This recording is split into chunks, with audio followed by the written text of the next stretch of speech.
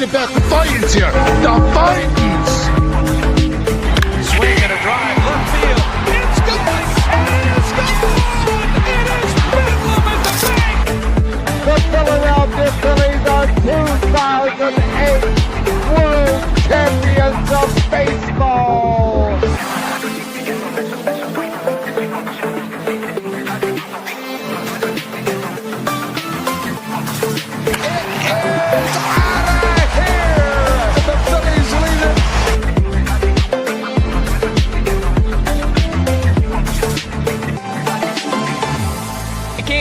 Podcast right here. You already know. Go fucking subscribe.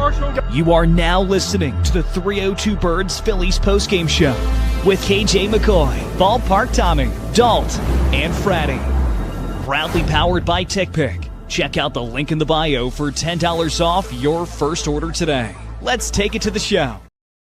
What's going on, ladies and gentlemen? Welcome on into the Phillies postgame show, presented by Nick's Pizza. I'm Jesse Sharon, joined as always by Fratty, and we have a special guest, our first opposing fan of the Phillies post-game era, the Exponential, ladies and gentlemen. How we doing tonight, guys?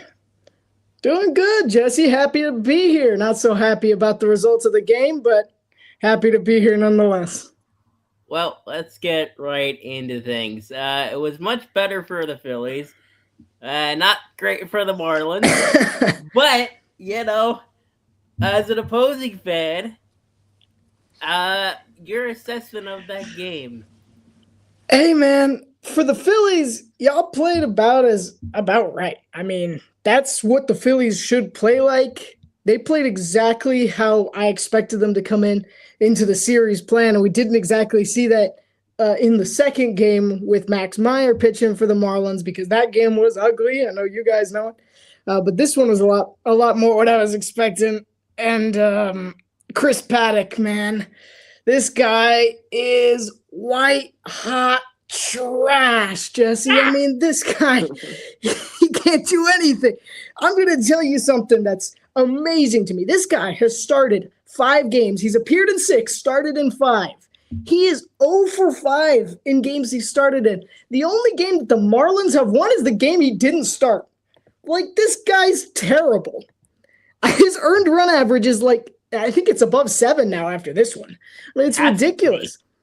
He's allowing teams to just blow us out in the first, second inning, which is honestly what happened today, because the Marlins offense wasn't horrible considering the lineup, because the lineup, that's, Clayton McCullough. We could get into all that later. I mean, McCullough is the lineup. He got to get him AI generated or something, because where's Jacob Marcy? Where's Liam Hicks? I mean, Liam Hicks has, 10 home runs on the year? Where is he? Why is he not in the starting lineup against Jesus Luzardo? But anyway, I digress. Back to Chris Paddock. Why is he still on the team? He should be over in Jacksonville in AAA. Really, from a Marlins perspective, it's about time that Chris Paddock hits the bench, or at least the bullpen. He just can't start anymore. This is miserable. I mean, it was over from the first minute, basically. We got to take out Chris Paddock. Robbie Snelling looks amazing at AAA Jacksonville. So does Braxton Garrett. Remember him? I mean, Clayton McCullough sure didn't. I mean, Braxton Garrett was fine. I mean, really, all we need right now is a pitcher who can win 1 game, maybe 2, because at this point, anything is better than Chris Paddock. Paddock can't even win 1. We just need a pitcher who can win 2 games at this point. And then, you know what? I'm fine. Whatever. Just get somebody else in there. What about Tyler Phillips? What about Phillies legend Tyler Phillips? Hey, I mean, he didn't have a bad outing. I mean, he got 2.1, I think. 2.1 innings there. Or maybe a little early, I'm not sure, but he did play in this one. And he did fine. He's been okay. I'll tell you what, he's been a lot better than I thought he was going to be when we traded, when we lost him to you guys. And, he was dealing with stuff in AAA, and they fixed him. Maybe He is much better suited in that pseudo reliever role that you guys have going for him. I definitely think he's really great there because he's not perfect, but it's hard to find a reliever who is at this point. But Tyler Phillips, he's good enough, honestly, and that's what the Marlins are looking for because their rotation's pretty solid, with the exception of an occasional bad game from one of the big four, and then Jansen Junk's not really a starting pitcher. We just pretend he is. And then Chris Paddock, of course, is awful. But I think Phillips is doing fine. He's kind of weighing down the reliever group. Him and John King. John King's been really good as well during these last little stretch here. Like in the West Coast trip against the Dodgers, John King was great. Just brought up a guy who pitched an inning, his first ever inning. Don't know if you guys knew this. But fun fact, you guys got the first ever inning of potential star reliever Josh Eknes. Josh Eknes. Yeah. He was totally unremarkable, but Josh Eknes, yeah, it's good. We need to start bringing up the young guys, Well, you've been saying that since you guys traded Stanton. Well, yeah. It just keeps happening. The Marlins have a long-term plan that resets every time they fire another manager. Can't really keep that going. And it was really looking good. And then Peter Bendix took over, and he's just went, Luis Arias, not my guy. Trades him off. Tanner Scott, getting as much as he can. I don't know. Honestly, I'm pretty sure Sandy Alcantara might be gone after this as well, because he hasn't been terrible. He's been pretty good. Dude, he's been carrying my fantasy team, bro. Oh my god. He's been absurd. Ever since the end of the last year, when the trade rumors started and then he wasn't traded, I swear he's been on this run, and I'm like, all right, I see something. I'm somewhat of a ball knower. You're gonna do well, and he's probably gonna get traded to the Dodgers, and then they're gonna win another freaking World Series. But yeah. Hear me out. Interesting destination for him. Seattle has a really good farm system. I could see them just Alcantara for a few top 10 guys in the farm system. Seattle's got another star pitcher there because they need help. They need a bit of help there. How about this? Alcantara for Munoz, and then you get a somewhat of a super bullpen with Pete Fairbanks and Munoz. I wouldn't mind it, except that we're not really competing this year, so it's like we don't need that. But you were champions of the East for 5 seconds to start the year. I mean, it was a good stretch. I was happy. I was vibing, but we all knew it wasn't going to last very long. I know that. You were absolutely trolling me. I was getting I get 5 games a year, Jesse. You guys. World Series 2003, I think. So, That's the year I was freaking born, bro. I know. It's been a while. Yeah, so I get bragging rights at least once or twice throughout the year. Fair enough. And you know what? You guys did absolutely help us get the, screw over the Mets to end last year. And for that, I for that we will forever be in debt. Friday, I'm sure you got to troll Frank the Tank, to end last year, didn't you? Yeah. I mean, the Mets, like I said, the Mets are way worse than the Marlins, and way worse than the Philadelphia Phillies. I think the Phillies are a better team than the. I say the Phillies are just as good as the Marlins, but just as better than the Mets. I think the Braves are a clear favorite in the division. But I'll tell you what. Talking about today's game, I'll talk about one guy who is the king of the Miami Marlins, and that is Bryson Stott.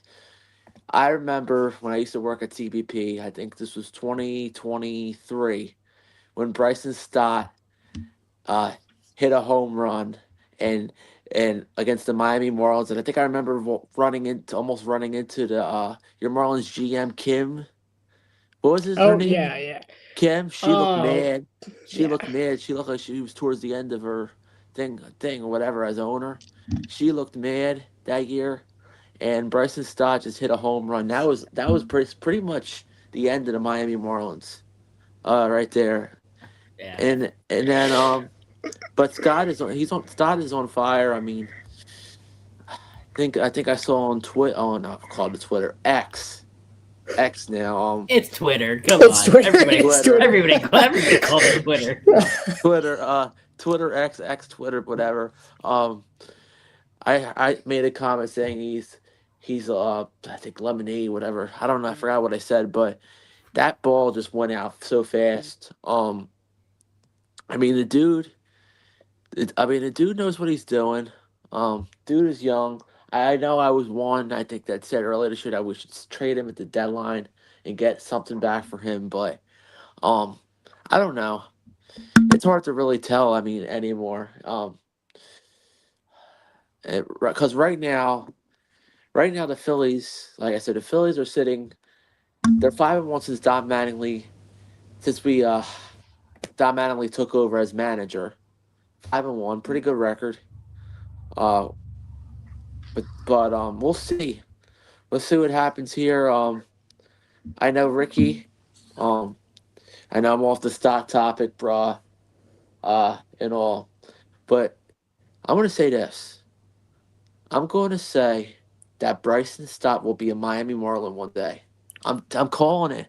I'm calling it for you guys. I think that he will find his way to the Marlins and be when he's in the prime of his career, the more prime of his career.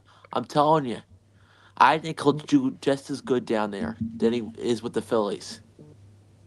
Wow, So, I know liking I know I that. sound a bit crazy saying this, but for some reason, I think he just fits down south. I just think Bryson, I like him and all that, but I just think he fits down in the deep blue sea down there in Miami. I don't think he's going to be here his whole career. I mean, fired as good as he looked today, and as good as he is when he plays against the Marlins from time to time. I just think that a new home in the next couple of years might be waiting for him. And I don't expect this core of Phillies players to be around forever. And I don't expect it. Guys have to go. It's a business, this and that. But who knows? Marlins could be one of the front runners for him next couple of years. And he's still kind of young yet. And Marlins still want kind of young players. So, but anyway. I mean, Rick, that would mean you guys lose Marlins legend Xavier Edwards. Are you willing to do that? I kind of like X. But I mean, yeah, no, I probably wouldn't. The thing is, I don't think the Marlins are probably going to be all that competitive in 3 or 4 years down the line. I mean, it would be nice. Like, that's the optimistic part of me saying, oh, yeah, the Marlins are already getting better. They're going to be great in 2 years. But if we're being 100% totally honest, like brutally, the Marlins are going to have a semi-successful season and then fire Clayton McCullough and then start all over again. And that's just going to keep going.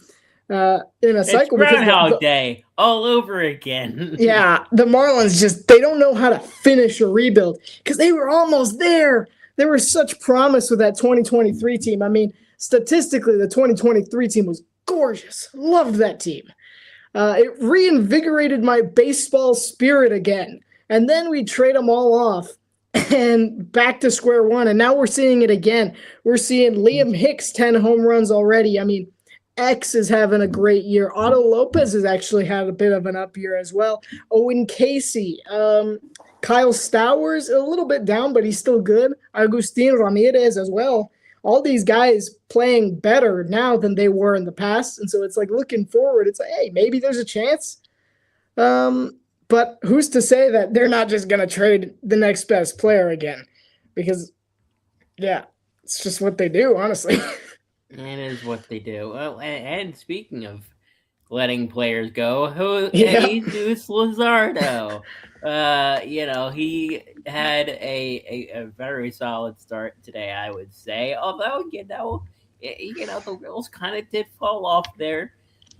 Later on, hey, you guys did scratch 2 runs across, so I mean, it wasn't completely flawless, but still, it's gotta hurt not having Jesus Luzardo on your team.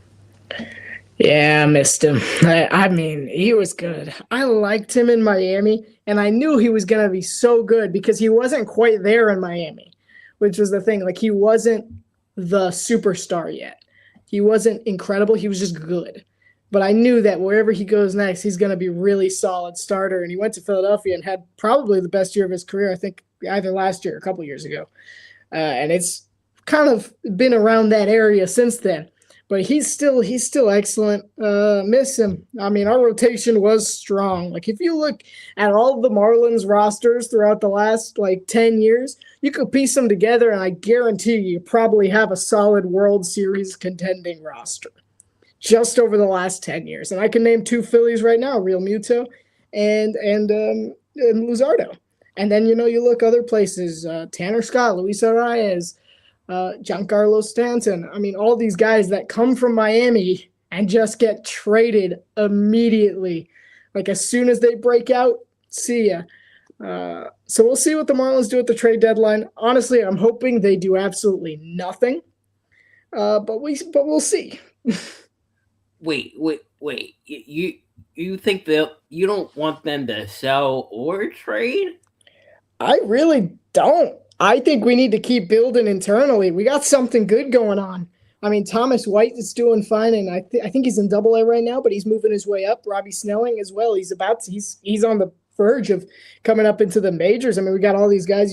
Eckles as well, who had his debut earlier today. Have all these Marlins players who are coming up through the farm system, and that is how the Marlins got Owen Casey. That's how they got.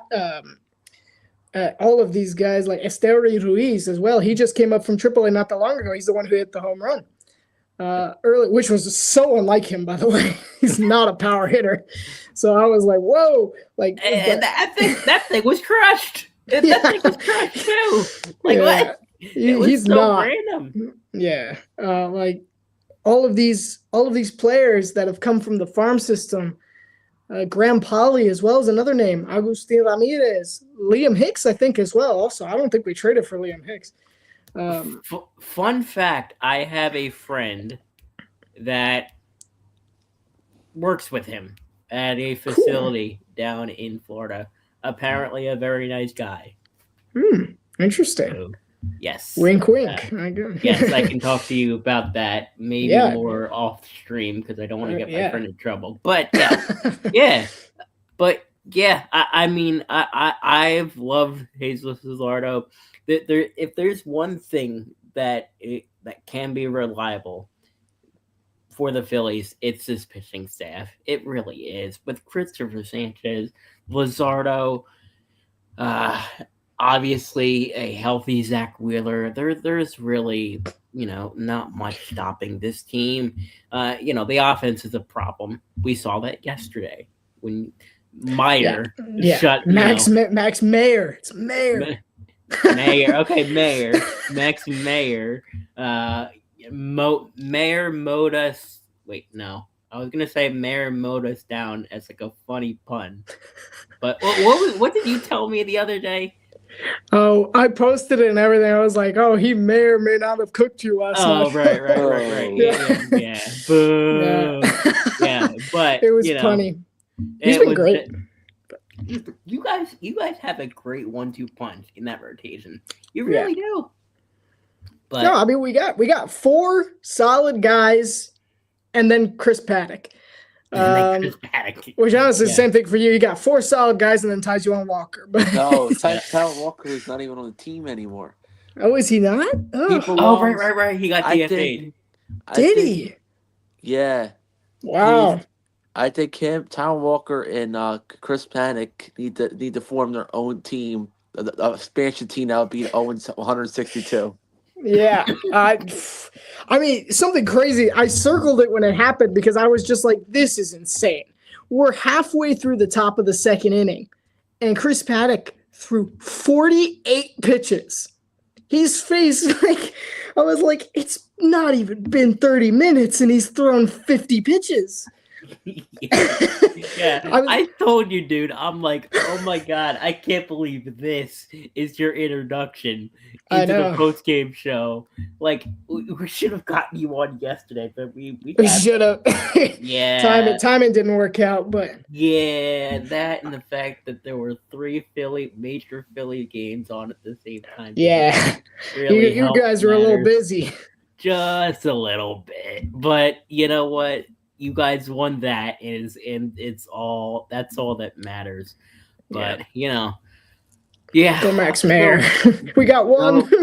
Yeah. So well, I'll hit we have this segment that we like to call Friday's Corner. Let's run that Okay. down. Yo, Friday, give him the business.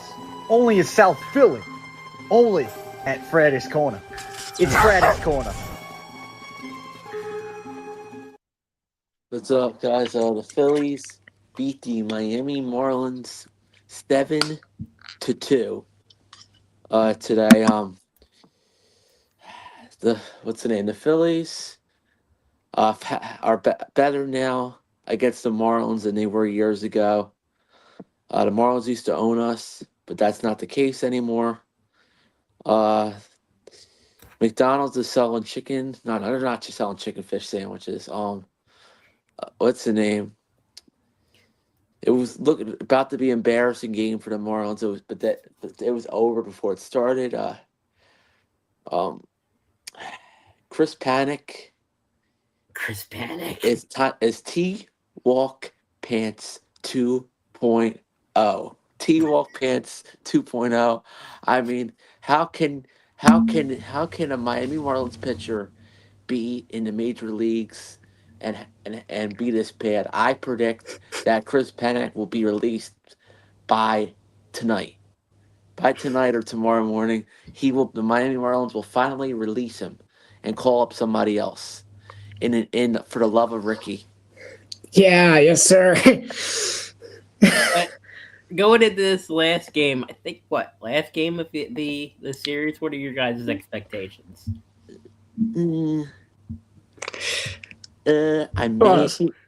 Honestly, I expect the Phillies to possibly win, but I wouldn't be surprised if they lose because I expected us to split at worst. The way we played before the before the Giants series, the way we were playing when Rob Thompson got fired, I wouldn't be surprised if we split the series just because it's a division rival. But then again, who knows? I said I'd be happy if we took 3 or 4 or split this Marlins team. I wasn't expecting those 4-game sweep against these guys because the Marlins are in a division opponent, and I feel like we don't really sweep division opponents a lot lately, the Phillies. So, my expectations and I forgot who's even pitching tomorrow. Yeah, so it's Aaron Nola versus Jansen Junk. Jansen Junk. Who the heck is Jansen Junk, Rich? He's our starting pitcher. Okay, expert analysis from the exponential. That's it, folks. That's a wrap. He's so frustrating. He's a strike machine. Like, he throws so many strikes. Like, if you swing at him, if you start swinging, you're gonna make contact. You're probably gonna get at least 3 home runs. He has I think he has one singular pitch that goes outside the box. And that tends to be the one that gets him, but it's like, there are certain games when it's just like, how does anybody lose to this guy? So, he only throws strikes, I feel like. I mean, he's great at throwing them mostly, he's dead accurate. But it's like, if you swing enough times, you're going to hit it. It's kind of one of those. It's using the training against you.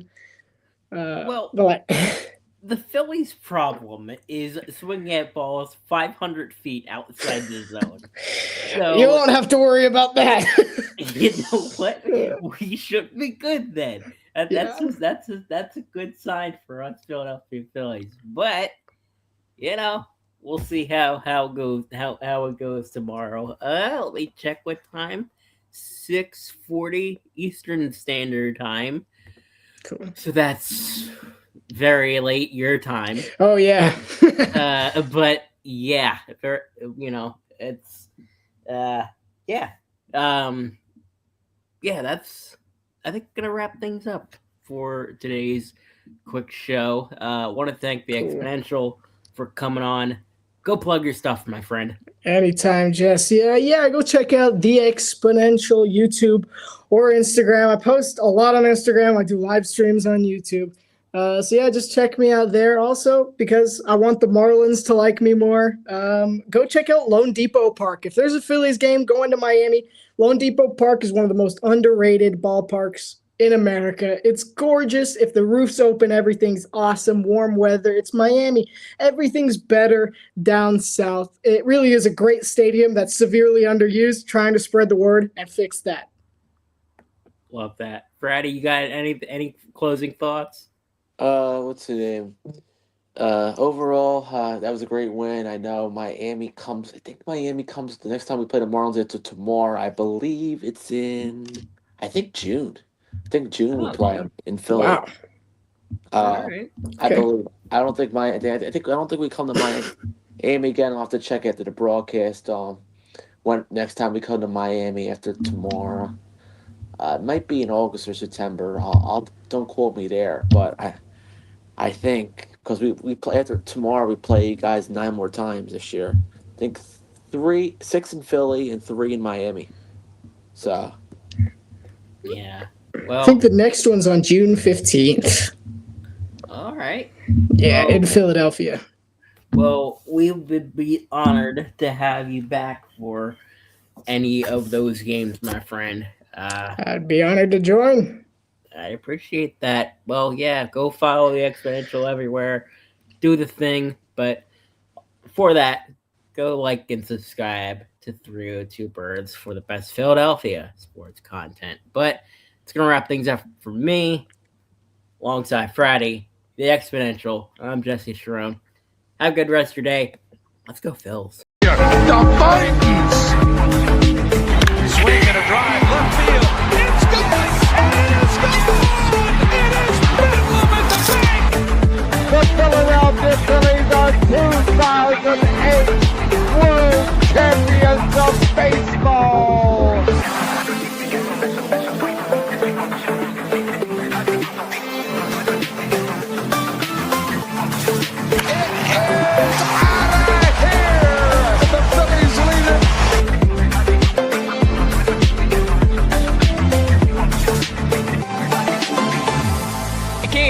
Podcast right here. You already know. Go fucking subscribe. You are now listening to the 302 Birds Phillies postgame show with KJ McCoy, Ballpark Tommy, Dalt, and Fratty. Proudly powered by TickPick. Check out the link in the bio for $10 off your first order today.